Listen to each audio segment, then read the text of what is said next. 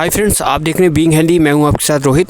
आज की इस वीडियो में हम बात करेंगे लैटेंट टीबी के बारे में। तो ये क्या है, इसका डायग्नोस कैसे होता है और इसका इलाज क्या है। यानी कि किसी इंसान को अगर लैटेंट टीबी डायग्नोस होती है तो वो दवाइयों से इसे कैसे ठीक कर सकता है ताकि वो बाद में एक्टिव में ना कन्वर्ट हो। तो इन सब के बारे में बात करेंगे। तो अगर आप टीबी के पेशेंट हैं, मेक श्योर इस चैनल को सब्सक्राइब जरूर करिएगा, साथ ही साथ वीडियो को लाइक और शेयर ज़रूर करिएगा। चलिए स्टार्ट करते हैं। देखिए, सबसे पहले हम जानते हैं कि लैटेंट टीबी आखिर होता क्या है। देखिए, अगर किसी इंसान के अंदर टीबी का बैक्टीरिया हो लेकिन उस इंसान को टीबी से जुड़े कोई भी लक्षण देखने को ना मिले, यानी कि वो इंसान अपने आप को एकदम पूरी तरह से फिट एंड फाइन समझे, तो इस तरह की जो टीबी होती है उसे हम कहते हैं लैटेंट टीबी। देखिए, होता ये कि अगर कोई हेल्दी इंसान टीबी का बैक्टीरिया को सांस के थ्रू अगर अंदर ले लेता है, यानी कि अगर किसी इंसान को एक्टिव टीबी है तो वो इंसान जब खांसता है, छींकता है, तो जो अगर उसने लंबे समय तक इलाज नहीं कराया है तो एक टाइम ऐसा आता है जब बैक्टीरिया की संख्या इतनी ज़्यादा हो जाती है कि बैक्टीरिया बाहर आने लगता है। जब भी पेशेंट खांसेगा, छींकेगा, जिस इंसान को एक्टिव टीबी है, तो वो बैक्टीरिया बाहर आने लगता है और हवा में घूमने लगता है। तो कोई हेल्दी इंसान अगर जिस इंसान को एक्टिव टीबी है उसके कांटेक्ट में लंबे समय तक है, जैसे कि आपका ऑफिस का कलीग हो गया, ये सबसे मेन चीज़ होती है कि आपका फैमिली मेम्बर है। तो अगर आपने उस बैक्टीरिया को अंदर ले लिया है तो जैसे उस बैक्टीरिया को आप अंदर लेंगे तो ऐसा नहीं है कि तुरंत आपको टीबी हो जाएगा।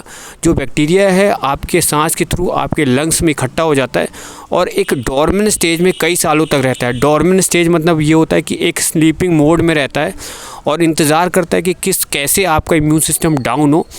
तो जैसे आपका इम्यून सिस्टम डाउन होगा, एक टाइम होता है जब तक ये ज़िंदा रह सकता है, तो वो टाइम तक अगर आपका इम्यून सिस्टम मजबूत रहता है तो कोई दिक्कत नहीं होगी। लेकिन उससे पहले अगर आपका इम्यून सिस्टम डाउन हो जाता है तो ये अपनी संख्या बढ़ाना शुरू कर देता है और जहाँ भी ये ठहर जाएगा वहाँ पे ये आपकी जो टिश्यू है उसको डैमेज करना शुरू कर देगा, यानी कि इन्फेक्शन करना शुरू कर देगा। तो 90% केसेस में ये आपके लंग्स को ही अटैक करता है। लेकिन कुछ पेशेंट में अगर ये ब्लड में आ जाए और आपके बॉडी के किसी दूसरे ऑर्गन में अगर ये पहुंच जाता है तो उस ऑर्गन से जुड़े इन्फेक्शन कर देता है। तो कोई भी सर से लेकर आपके पैर तक कोई भी ऑर्गन में भी जहाँ भी ये टिक जाएगा उससे जुड़ी टीबी ये आपको कर देता है। चलिए बात करते हैं कि इसकी जांच कैसी होती है। जैसे कि मैंने पहले ही बता दिया, लैटेंट टीबी में बैक्टीरिया आपके अंदर होता है लेकिन एक बेहोशी की मुद्रा में होता है, तो आपको कोई भी लक्षण देखने को नहीं मिलता। तो फिर आपकी जाँच कैसे होगी? देखिए, अगर आप किसी टीबी के जो पेशेंट है उसके संपर्क में है, जैसे कि आपके परिवार में किसी को टीबी है और आप उसी के साथ रहते हैं, या अगर आप कोई ऐसे हॉस्पिटल गए थे जहाँ पे आपने लंबे समय तक टाइम बिताया जहाँ टीबी के मरीज़ थे, या आप ऐसी जगह पे जाते हैं जहाँ पे टीबी के मरीज़ ज़्यादा होते हैं, जैसे कि मान लीजिए आप अफ्रीका गए थे या एशिया गए थे जहाँ पे टीबी के मरीज़ों की संख्या ज़्यादा होती है, या टीबी की हॉस्पिटल गए थे लंबे समय तक, तो ऐसे में चांसेस बढ़ जाते हैं कि आपने हो सकता है कि अनजाने में टीबी का बैक्टीरिया अंदर लिया हो। तो क्योंकि लक्षण आपको अभी कोई भी देखने को नहीं मिलने, हो सकता है आपका इम्यून सिस्टम मजबूत हो। तो इसकी पुष्टि करने के लिए आपको क्या करना होगा? 2 तरह के टेस्ट होते हैं जो लैटेंट टीबी को डायग्नोस करने में मदद करते हैं। तो सबसे पहले तरह का जो टेस्ट होता है वो टीएसटी होता है, जिसे हम कहते हैं ट्यूबरक्यूलिन मैनटॉक्स स्किन टेस्ट। इसे हम मैनटॉक्स टीबी टेस्ट भी कहते हैं। तो इसमें बेसिकली क्या होता है, जो आपका हाथ होता है, आपकी जो कोहनी होती है उसके नीचे का हाथ होता है, उसमें एक ट्यूबरक्यूलिन नाम का एक प्रोटीन होता है, वो आपकी स्किन में इंजेक्ट कर दिया जाता है। उसके बाद आपको घर भेज दिया जाता। उसके बाद 2 से 3 दिन बाद आपको दोबारा आपका जो हेल्थ वर्कर है वो बुलाएगा। तो जहाँ पे वो प्रोटीन लगाया गया था, यानी कि जहाँ पे इंजेक्शन लगाई गई थी, वहाँ पे अगर कोई सूजन है, कोई गांठ इस तरह की अगर बन जाती है तो ये एक संकेत देता है कि आपके अंदर टीबी का बैक्टीरिया है।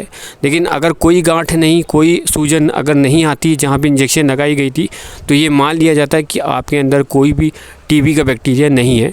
लेकिन जो टीएसटी यानी कि मैनटॉक्स ट्यूबरक्यूलिन स्किन टेस्ट टीएसटी, ये उतना सटीक नहीं माना जाता है, क्योंकि एक बार जो इंसान टीबी का इलाज करवा लेता है उसके बावजूद उसका ये टेस्ट पॉजिटिव दिखता है। कुछ पेशेंट ऐसी भी है जिनने बीसीजी, जिन लोगों ने वैक्सीन लगाई थी, उनके बाद उनका ये टेस्ट पॉजिटिव दिखाता है, वो भी तब जब उनके बॉडी में कोई भी टीबी का बैक्टीरिया नहीं है।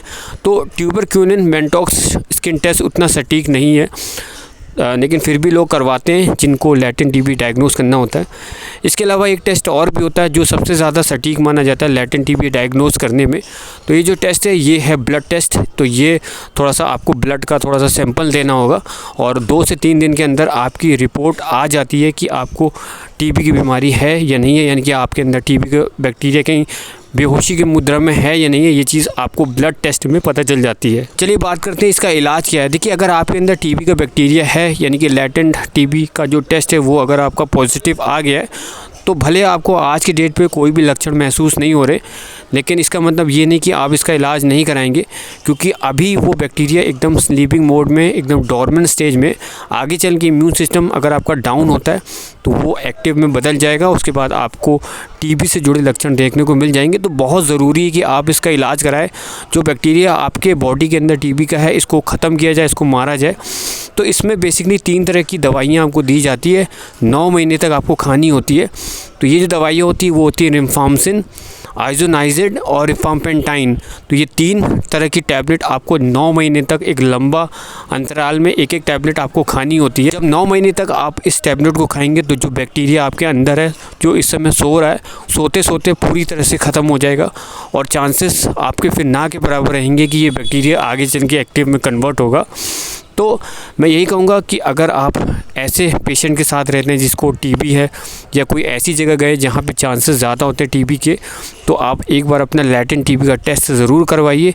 और अगर आपका पॉजिटिव आता है तो इसको आप जो है इसका इलाज ज़रूर करवाना। 3 टैबलेट मैंने बताई, रिफाम्पिसिन, आइसोनाइज़िड और रिफाम्पेंटाइन। तो इसकी टैबलेट का कोर्स आप 9 महीने तक ज़रूर करना है, जिसके बाद जो बैक्टीरिया आपके अंदर स्लीपिंग मोड में ये पूरी तरह से ख़त्म हो जाए। तो अगर आपको वीडियो पसंद आए, वीडियो को लाइक करिएगा, शेयर करिएगा और चैनल सब्सक्राइब करिएगा।